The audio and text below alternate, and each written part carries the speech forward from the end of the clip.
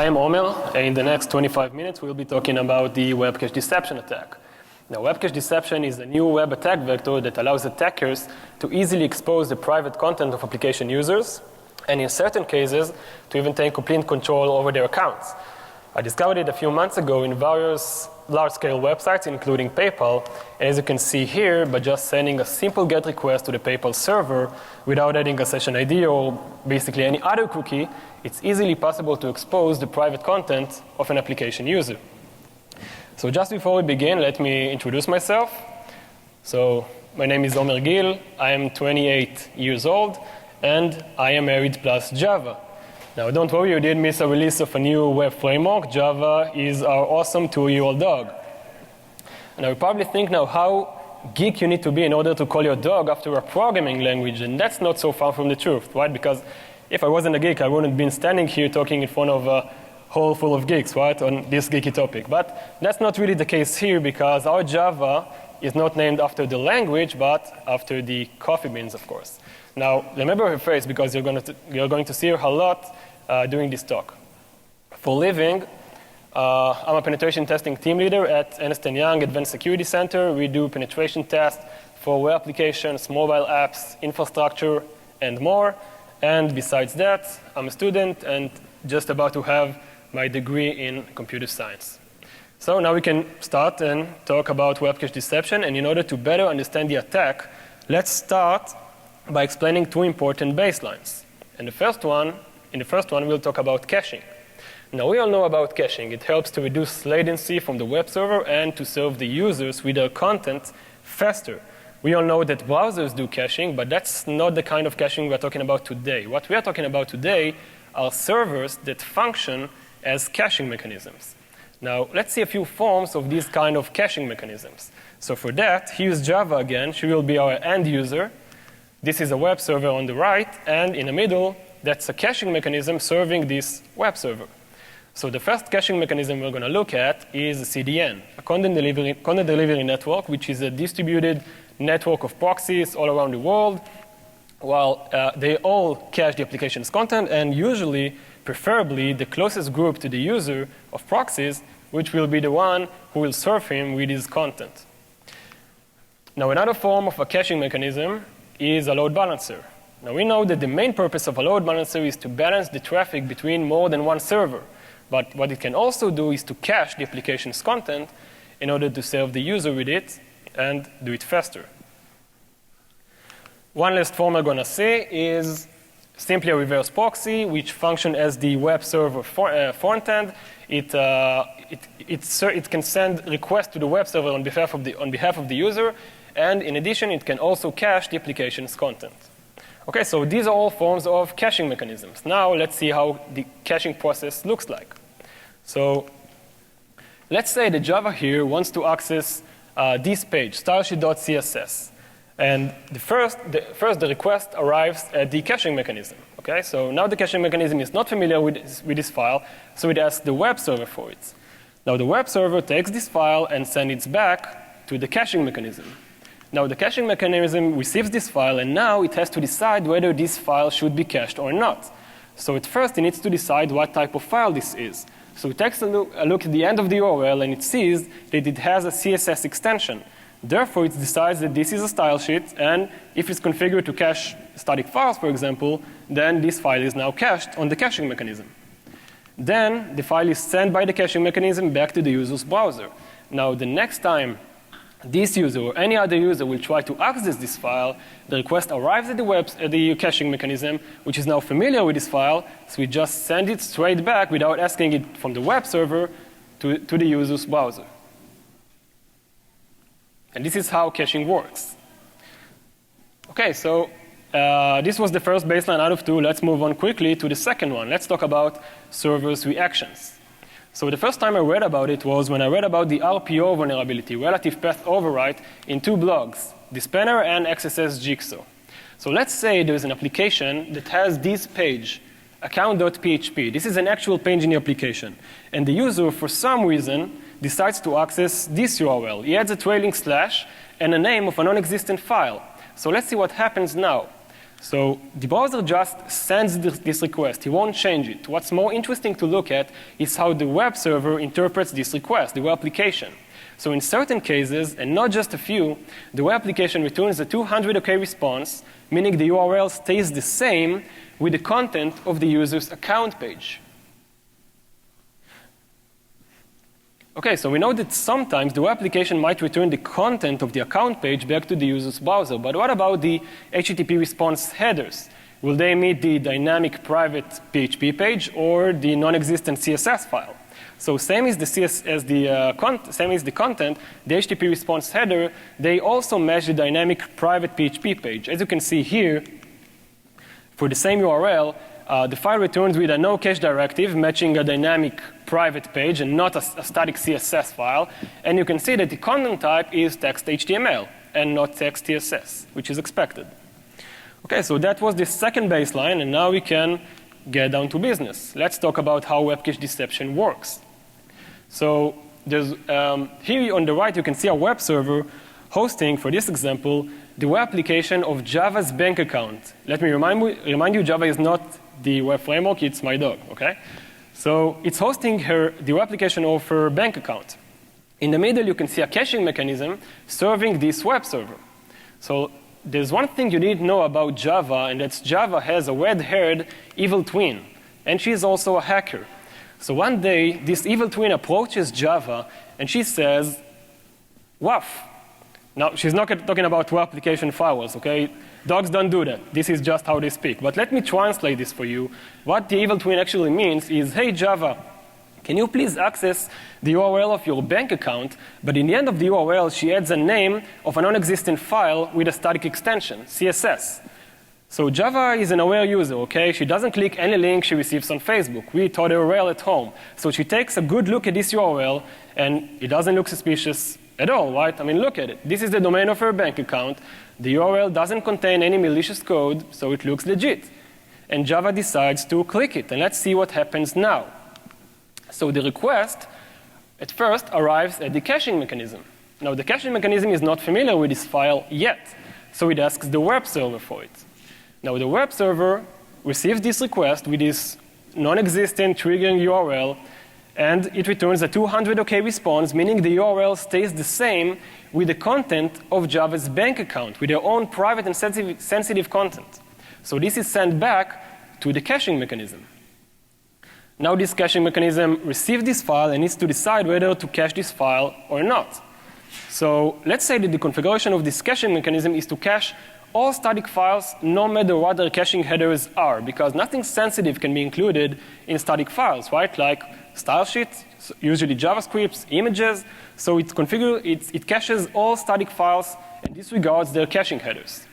Okay, so in order to decide whether to cache this file or not, it takes a look, the caching mechanism takes a look at the end of the URL and sees that it has a CSS extension. So therefore, it decides to cache it. Again, with Java's private and sensitive content of her bank account. This is now cached in the caching mechanism. In the next phase, this file is sent to the user's browser, but that's not interesting at all, because what's interesting now is that the evil twin can just take this URL and access it on their own without being authenticated to the application. Now the caching mechanism is familiar with this file, right? It just stored it. So it just sent it back, again, with the user's private and sensitive content, back to the attacker's browser. We just exposed all of his private information. Very simple, pretty bad, and this is how web cache deception works. Now, this is bad, but it could get even worse than that. Let's say that the content of the HTML contains CSRF tokens. Okay, so now the attacker can use this CSRF token in order to attack the user with CSRF attacks. It could get even worse than that. In two web applications that I found to be vulnerable, the HTML contained the user session identifier. So now the attacker could take this session ID and use it to take complete control over the user's account. And that's really bad. Okay, so now we know how web cache deception works, and let's see a demo to better understand how we can identify whether our website is vulnerable or not. Okay, so here you can see our web application written in PHP. It's open on the left on Chrome browser and on the right on Firefox. We are now unauthenticated. there is a private page called private.php that you can only see while you're authenticated, and it presents for each user his own private content. Now, this web application is stored on an Apache server or an AWS, but it's also served by the Cloudflare CDN. So you can see that if we try to access the private page right now, we are redirected back to the login page, right? Because we are unauthenticated yet. If we try to take a triggering URL, we take the private.php page, add the name of a non-existent file afterwards with a static extension. We are redirected to the login page also, because there's no such page yet. Okay, so let's log in using the admin account.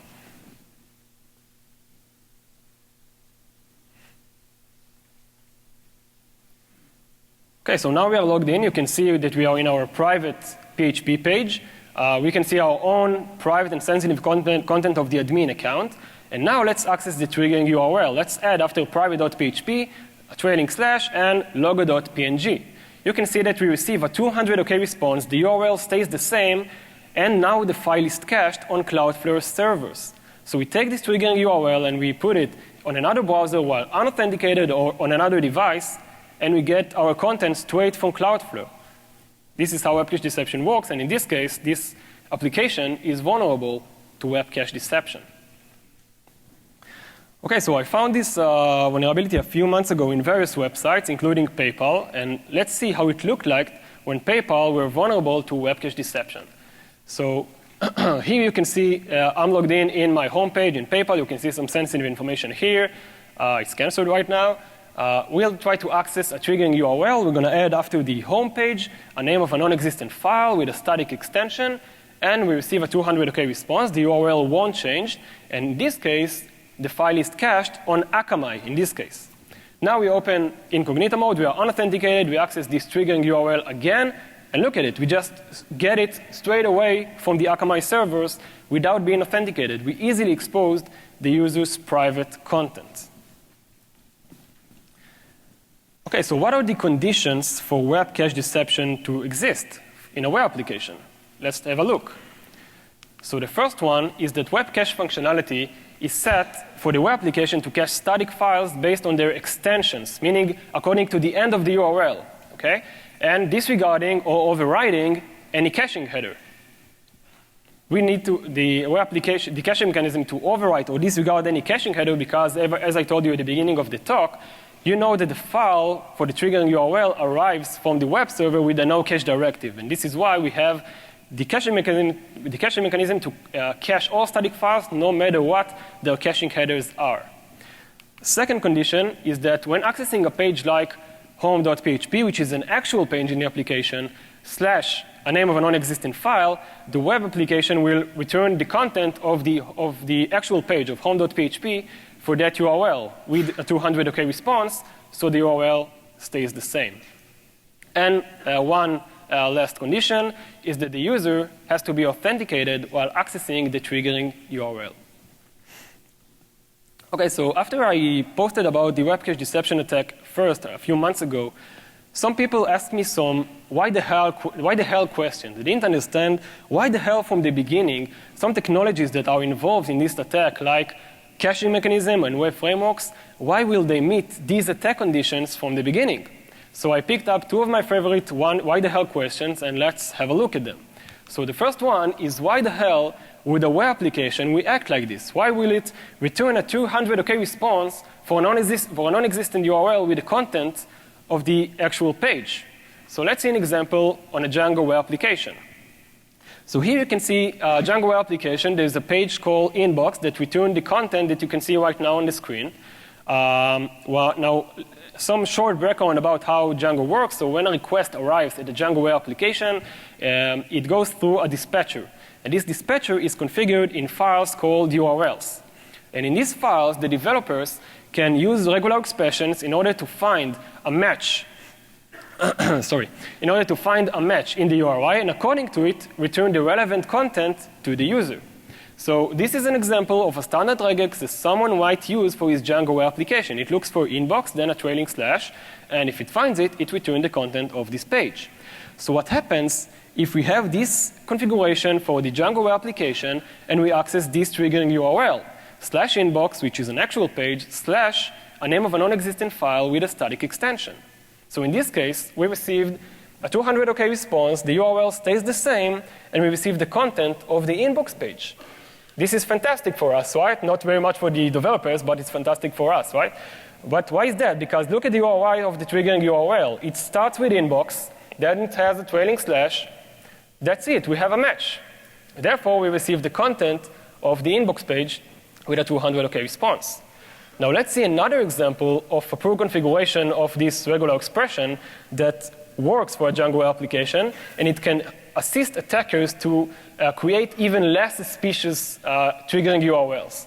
So what happens if this is the regex that is used by the Django application? I just remove the trailing slash after the inbox. Okay, so in this case, if we try to access this triggering URL /inbox, and now we add .css, which doesn't mean anything, we still receive the content of the inbox page. This is awesome for us, right? Look at the URI. It starts with inbox. That's it. We have a match. Now, anything that comes afterwards is just disregarded by the Django application, and we receive the content of the inbox page. Okay, so if you want to solve this, if you want to prevent the Django application from returning the content of the inbox page for non-existent URLs, what can we do about it? So we just need to add one simple character, and that's the $sign and the end of the regex. So now, if we try to access this triggering URL again, we receive a 404 error. And now web cache deception can be exploited for this web application. And why is that? Because the triggering URI starts with inbox, then it has a trailing slash, but it doesn't end here. So we don't have a match, and we receive an error, and now this issue is fixed. No web cache deception for this application. Okay, and let's move on to the second why the hell questions. And this is, why the hell would a caching mechanism we act like this? Why the hell would a caching mechanism first identify the type of file that it just receives according to the end of the URL, and second, why will it override or disregard the caching headers that arise with the file from the web server? So let's have a look at two examples. So the first one is IIS ARR. ARR, for those of you who was not familiar with it, stands for Application Request Routing. That's a feature that makes IIS a load balancer. So in IIS ARR, you can set your own caching rules. It looks like this. And look at the bottom. It's marked in yellow. In order to identify the type of file that needed to be cached, it uses a wildcard and identify the type of file according to the end of the URL. And looks at the top. You can always apply this rule, meaning it just disregards the caching headers that arise from the web server. So if we have this configuration for the IIS load balancer, IIS ARR, and we access this triggering URL, welcome.php page is an actual page in the application, and we add a name of a non-existent file afterwards, then if we have a look at the caching directory on IIS, we can see that there is a new directory just created named welcome.php. And inside it, there's a new file, a new cached file called test.css. But test.css doesn't really exist on the web application, right? But you already know what's inside it. And that's the content, the private content of the user welcome.php page. Let's see another example. Let's talk about a CDN. Cloudflare. Now, I must say a good word about both Cloudflare and Akamai. They both can meet the attack condition, and many websites on the web use their services. So after I posted my blog a few months ago, they posted their own blog explaining about web cache deception and how to prevent it, which I respect. Okay, so let's have a look at how Cloudflare server decides whether to cache a file that he gets or not. So in order for a file to be cached on a Cloudflare server, it needs to go through two phases.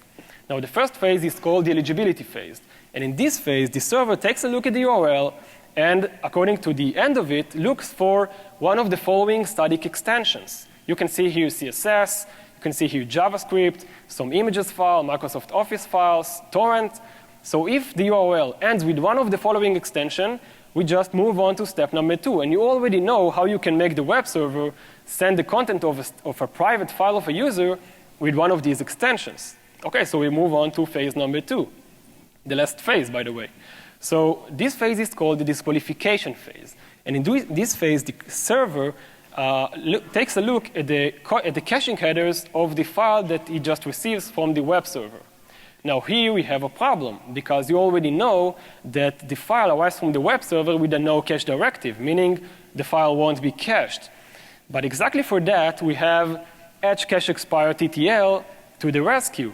Now there's a feature that you can set in your Cloudflare environment called edge cache expire TTL. It was released by Cloudflare around 4 years ago, and it posted a blog to explain why you should use it. Let's read a part of it. So the title was Edge cache expire TTL, easiest way to override any existing headers. Sounds interesting, right? Let's read more. With cache everything, we respect all headers. If there is any header in place from the server or CMS solution like WordPress, we will respect it. However, we got many requests from customers who wanted an easy way to override any existing headers. Today, we are releasing a new feature that does just that. Fantastic, right? The customers of Cloudflare wanted an easy way to override any existing headers that arrive from their own web server. So they just need to set the edge cache expire TTL setting in their Cloudflare environment, and that's it. Caching headers are overridden by Cloudflare. And this is why Cloudflare and Akamai works in a similar way. They both can meet this attack condition. Okay, so how this can be prevented? So there are a few ways to do so. You can only cache files if the HTTP caching headers allow. Now here, sometimes there are good reasons to disregard or to override the caching headers that arise from your web server. Now, if you can avoid it, then you probably should. But if you need to override or to disregard these caching headers, there are other things that you can do in order to prevent your application from being vulnerable to web cache deception. Let's have a look at them. Another option is to store all static files in a designated directory and to only cache this directory. You can also cache files by their content type HTTP response header. Now here you depend on the technology of the caching mechanism that you are using. Some of them identify the type of file that they receive according to the end of the URL, according to its extension. Some of them do it according to the content type HTTP response header. Some of them let you choose, like Nginx. So if you can configure your caching mechanism to do it by the content type HTTP response header and not according to the end of the URL, then you should do it. And another option is to not accept these triggering URLs. Don't let your application to be so permissive. For URLs like home.php, which is an actual page, /nonexistent.css, don't return a true 100OK response, just return a 302 or a 404 error instead. So later on today, I'm going to release a white paper explaining all about web cache deception, and it includes some additional technologies that can meet the attack conditions, like Nginx, ASP.NET, and PHP, and everything you just seen in this talk. So thank you very much for being here today. I really appreciate it, and enjoy Vegas.